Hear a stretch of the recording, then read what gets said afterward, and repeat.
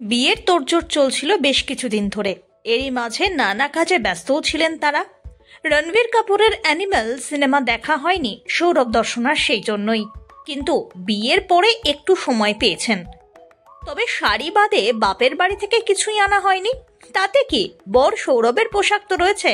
তারপরেই সিনেমা হলে গিয়ে হাজির হলেন দর্শনা বণিক। রিল ভিডিওর মাধ্যমে বিয়ের পরের এই প্রথম মুভি ডেটের কথা জানিয়েছেন দর্শনা। ভিডিওতে তাকে এদিন দেখা গিয়েছে কালো জ্যাকেট পরে। সিনেমা দেখার ফাঁকে ফাঁকে নবদম্পতির খুনসুটিও চলতে থাকে একসঙ্গে। সৌরভ বলেন পরের সিনেমা দেখার ভ্লগ তিনি করবেন, তাতে অবশ্য দর্শনার কোনো আপত্তি নেই।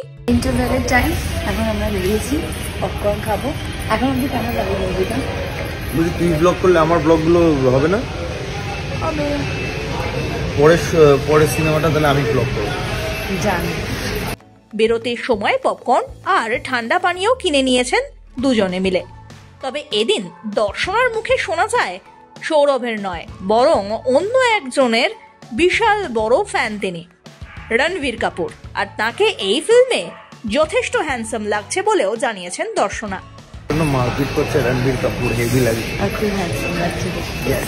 উল্লেখ্য, গত 15ই ডিসেম্বর 7 পাকে বাঁধা পড়েছেন সৌরভ এবং দর্শনা। আত্মীয় স্বজন, বন্ধু বান্ধবের পাশাপাশি তারকা দম্পতির বিয়েতে এসেছিলেন সৌরভ গঙ্গোপাধ্যায়ও। সব মিলিয়ে জমজমাট সৌরভ দর্শনার নয়া মুভি ডেট।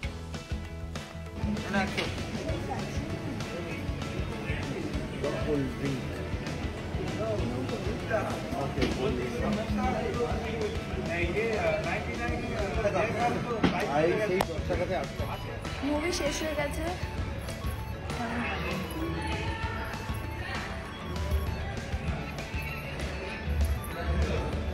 আমার অভিনয়ে রণবীর কাপুর তো অসাধারণ। Bureau report, one India Bangla.